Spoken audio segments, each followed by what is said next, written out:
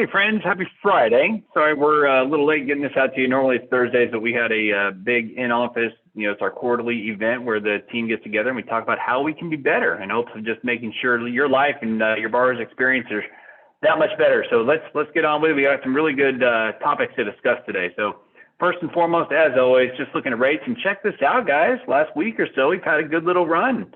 So we're like to see the rates are starting to hopefully improve, and this is, as you can see, a wide range, right? You got this, where we were about a week ago and now where we are here.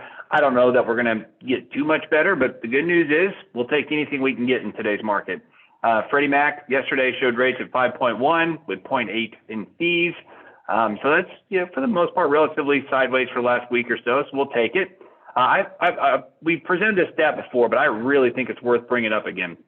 The average homeowner has a net worth that is 40 times greater than that of your average renter. And so to put that in dollars, that's what this graph does. It is mind-blowing. The average homeowner has a net worth of $254,000 compared to about $6,000 with renters. And I know that's a big span, right? Because a lot of times the renters are the younger folks or things of that nature, but the reality is it's just a big, big number. So homeownership is absolutely worth it because right now, as you guys know, in today's market, there's a lot of folks that are starting to have some hesitation, some reservations about buying. Maybe rates are too high or things have gotten too expensive. Look, I heard a realtor, and I wish I could give him credit. I don't know who said it, but you can marry the house and date the rate, right? So we do think, rates right now will continue to go up, I think, for the rest of the year till about October, November. So I do think we got a few more months, and here's why. Inflation, guys, and we've probably shown this graph once or twice, but it is so awesome, I think, just in terms of demonstrating why we think inflation is going higher. So if you guys will look, inflation, the CPI, consumer, there's two major gauges of inflation. CPI is one, and the PCE. So this is the Consumer Price Index, right? So if you look at this, it's a 12-month number. And so every month that comes up, so for example, June, right, when we get June's number, which will get reported in July, when we get that number, it's going to drop off the old numbers. Well, look at what happened last year. So you see here April, May, and June. Inflation was on its way up. So when we get July's report, we might see something that says, hey, inflation's starting to calm down, right? Because we don't know what that number is going to be when it gets replaced. But if you got May at 1%, June, let's just say, is another 1%. Well, if you replace a 0.9 with a 1, not that big of a change, right? Maybe June's going to be 0.9. I don't think so. Gasoline, gas prices have come down a little bit, but the prices at the pump are still high. But the reality is, I do think that you're going to see something headlines saying, "Oh, we're starting to get it under wraps, and maybe things will be good." But check this out, guys. July, August, and September of last year, and remember these reports will be August, September, October. Right, because they're a month. It takes a month for them to come out this year. So in the August, September, October reports, when we drop off a 0.5, a 0.3, and a 0.4, and we put on a 1.0, a 1.2 perhaps, like we did in March, or even a 0.9, inflation will continue to go higher. So I do think inflation is going to keep running. And so with that, I think our rates are going to keep running. And this is just showing how if and when recession, because I do think we may even be in a recession, or at least starting one right now. But I do think at least by Q1 of next year, we'll be in a recession.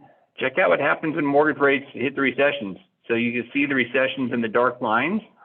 Every time recession happens, the rates will ultimately come back down, right? So check it out. We are since 1972. So you're talking, what is that, 40, almost 50 years, right? So you got all this data that shows that anytime recession happens, by the time we're done, rates are lower than where we started. So while we've had this recent run up in rates, that's why we're telling folks this isn't forever. Like, get in the house today and get today's prices, knowing that potentially in the future, if rates do come down, they can refinance. And look, if we're wrong and rates keep going up and up and up, and these are the best, that means this is the best rates they're ever going to see again, then get in today. So, right? So it's good either way, whether this is the lowest they're ever going to be, then buy now. But if they buy today and rates go lower, you can always refinance. So don't let rates, prevent somebody from buying. And these are just kind of showing what happens to home prices. A $300,000 home price back in October of 2015, and you can see the annual appreciation from 15, 16, 17, 18, 19, 20, and 21. Holy smokes, guys. That $300,000 home today is worth over 500,000. I mean, that is crazy. And if you'll check out the headlines of people, the fear mongering, it's bubble, doesn't build wealth, right? It's better to rent. It's just ridiculous. So share these stats and share this information with your folks out there. We just think, again, it is such a good time to buy. Yes, rates are higher, but they're not forever, right? Home values are going to keep going up over time. Whether or not they appreciate, as rapidly, I don't think they will, but I still think there's appreciation. Supply and demand, there's just too many people coming to North Texas. There's too many people buying.